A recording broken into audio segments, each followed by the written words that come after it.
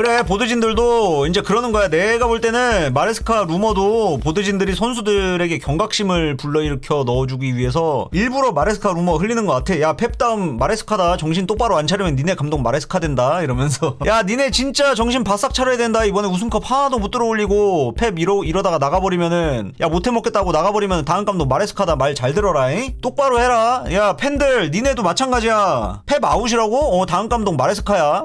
잘 생각하고 얘기해라. 뭐야, 전반 끝났어?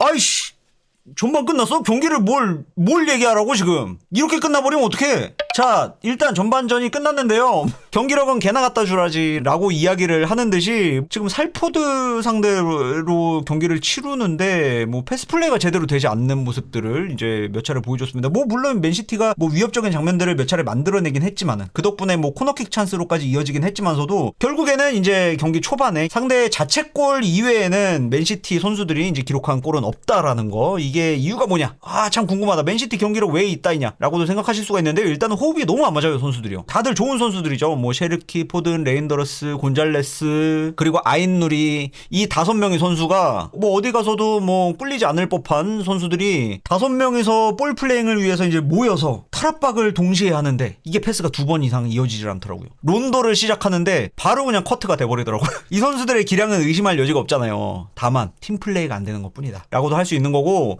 그리고 일단은 공격 상황에서 어태킹 서드에 머무르는 선수의 수가 너무 부족했어요. 셰르키 같은 경우에도 어태킹 서드에 좀 머물러서 공을 기다려줬어야 되는데 못 기다리죠. 일단은 내려와서 공을 잡기 위해서 노력을 합니다. 이 사익 공간에 머무르지 않고 사익 공간을 벗어나서 공을 잡으면요, 결국에는 이 사익 공간에 있는 선수한테 공을 또 연결을 시켜줘야 돼요. 이걸 건너뛰고 갈 수는 없어요. 왜? 수비벽이 촘촘하니까. 결국에는 사익 공간에 있는 선수한테 공을 줘야 되기 때문에 이게 정말 무의미한 플레이다라고도 할 수 있는 거거든요. 그러니까 서 있는 선수는 포든 한 명밖에 없었기 때문에 프론트맨 자리에서 지금 뭐 라인 브레이킹을 시도하는, 라인 브레이킹을 호시탐탐 노리고 있는 이 마르무시에게 좋은 패스를 연결시켜줄 수 있는 건 포든 한 명밖에 없는 거예요. 이러다 보니까는 또 이제 루트가, 공격 루트가 단조로워지다 보니까는 상대팀 입장에서는 포든만 막으면 돼 라고 계산이 서니까 포든 막히고, 셰르키는 또 브레이킹 플레이 한다고 또 내려가 있고, 이러다 보니까는 공격이 측면 위주로만 이렇게 흘러갈 수밖에 없었다라고 이제 생각을 할 수가 있는 것 같아요. 좀 기다려줘야 되는데 기다려주지 못하고 내려와서, 이게 셰르키 경기력 기복의 비밀이 아닌가라는 이런 생각을 좀 해봅니다. 왜냐하면 좋은 지점에 서 있으면은 공을 많이 터치하지 못하더라도 한두 차례 상황만으로도 이제 그 득점 찬스를 바로 만들어줄 수 있는가 하면은, 그렇지 못하면은 결국엔 롱패스, 로프트 패스, 뭐 아니면은 이제 트랜지션, 크로스 체인지, 뭐 이런 것들을 활용할 수밖에 없거든요. 그러다 보니까는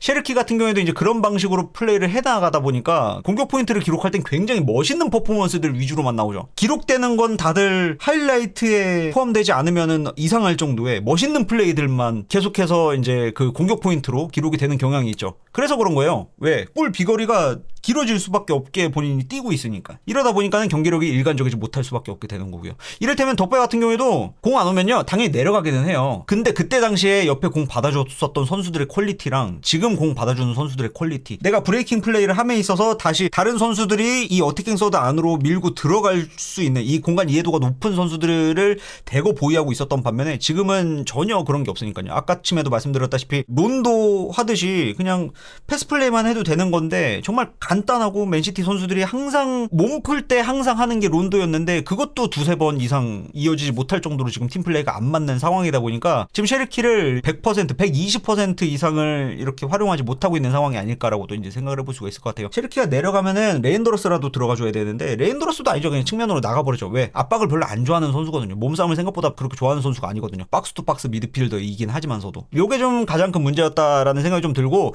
중원을 좀 소원을 봐야 될 것 같아요, 제 생각에는. 이래서 공간을 좀 효율적으로 쓸 줄 아는 선수가 후반전에 출장하지 않을까라는 이런 생각을 좀 해볼 수도 있을 것 같습니다. 아니면은 이제 하프타임 때 펩한테 좀 셰르키가 많이 혼나서 이 사이 공간에 참을성 있게 이제 기다리는 모습을 보여주던지요. 어쨌든지 간에 무언가 변화는 있을 것 같다라는 생각을 합니다. 결국에는 공격형 미드필더들이 무언가 만들어내지 못하고 있는 상황이니까요. 그리고 어쩌면은 이제 뭐 이 FA컵 다음 라운드까지 올라가게 되면은 프리미어리그 클럽들과 만날 확률도 확률도 높아지기 때문에 뭐 대회의 중요성도 그렇고 만나는 팀들도 강해져서 메게이두 같은 EDS 선수들이 이제 나설 기회가 많이 없어질 수도 있다는 생각이 들어요. 그렇기 때문에 이번 경기에서만큼은 메게이두가 좀 선발로 나와서 많은 경기를 소화해주길 바랬었는데 이게 뭐 불행인지 다행인지 알레인 선수가 지금 부상으로 이탈을 하면서 메게이두가 이제 출전을 했죠. 빠르게. 이래서 지금 활약해주는 모습을 보여주고 있고요. 패스를 좀 많이 해줌으로 인해서 메게이두가 보여줄 수 있는 것들을 최대한 좀 많이 보여줬으면 좋겠다는 생각을 좀 해봅니다. 근데 그러기 위해서는 한 골이 더 들어가야 되겠죠. 상대가 지금 마냥 잠그고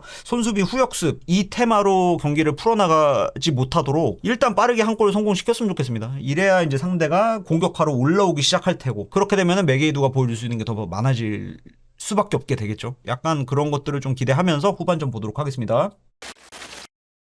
자, 뭐 이러나 저러나 해도 결국에는 발롱도르의 품격을 보여줬었던 경기였다 라고 평가를 해볼 수가 있을 것 같네요. 역시 로드리는 다르다. 그런 생각을 일깨워준 그런 경기였습니다. 그러니까 뭐 니코 곤잘레스가 못했다는 건 아니지만은 아무래도 이제 공격의 다양성 측면에서 놓고 봤을 때는 큰 차이가 있기는 했었죠. 왜냐면은 니코 곤잘레스가 있었을 때는 왼쪽 공격 일변도로 이렇게 계속 진행을 해나가다 보니까 패턴이 워낙에 단조로워져서 상대 수비수들이 생각보다 제법 편안하게 이렇게 이제 방어를 하는 모습들을 보여줬었죠. 그러다가 이제 그 로드리로 교체가 됐는데 교체되자마자 했었던 패스가 메게이두 측으로 이제 공을 전달해주려 그런 노력들을 보여줬었죠. 이래서 오른쪽으로 한번 공략을 하고 왼쪽 한번 공략을 하고 이러다가 중앙에 빈 공간이 나서 중앙으로 한번 공략하고 이러다가 또 이제 왼쪽 한번 공략하고 이러다 보니까는 이제 추가골이 나왔었고요.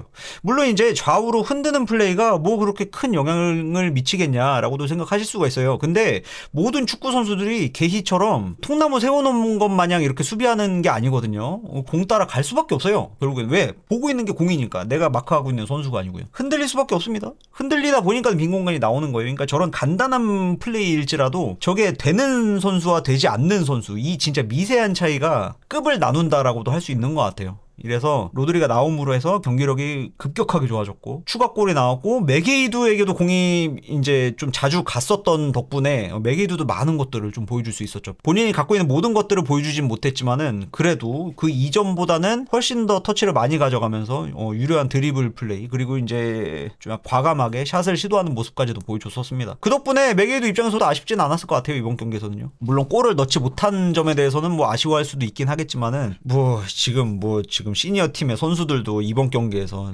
두 골도 진짜 간신히 넣었는데 두 골 중에 한 골은 또 자책골이기도 했고요. 시니어 선수들도 필드골은 한 골밖에 성공시키지 못했는데 뭐 골 못 넣었다고 아쉬워하겠습니까? 그죠? 아무튼 오늘 뭐 좋은 경기 했고 주전은 왜 주전인지 그리고 백업 플레이어는 왜 백업 플레이어인지 그리고 지금 현재 맨시티의 문제 펩이 프레스 컨퍼런스 때마다 우리는 성장해야 된다 부족하다 우리 지금 잘하고 있는 게 아니다라고 이야기하는 이유가 무엇인지에 대해서 설명해준 경기였지 않았나라는 생각을 해볼 수가 있을 것 같습니다. 여전히 홀란드가 매우 이 팀에 중요하다. 베실바 또한 이 팀에서 해주고 있는 것들이 매우 많다라는 걸 다시 한번 설명해준 경기였다라고도 생각을 하고 이 숙제를 풀어나가야 되는데 그래도 선수들이 점차 좋아지고 있는 중이니까 보다 더 나아질 것이라고 믿고 전후반 퍼포먼스 평가 여기까지만 하겠습니다. 에이 짠했다.